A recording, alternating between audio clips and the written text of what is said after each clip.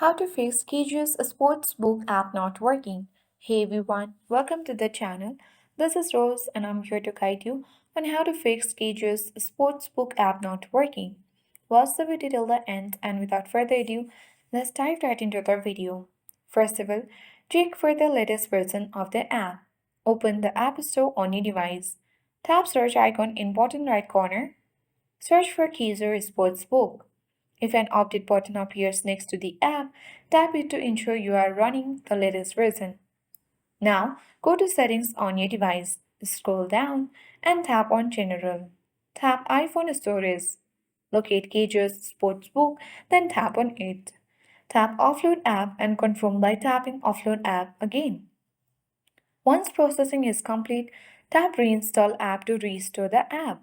If the issue persists, uninstall app completely, and for that you can simply tap and hold the app and select delete app. Now again you need to reinstall app. Hopefully this will fix the issue. That's it. I hope this guide was helpful. If it was, then do like, share, comment and don't forget to subscribe.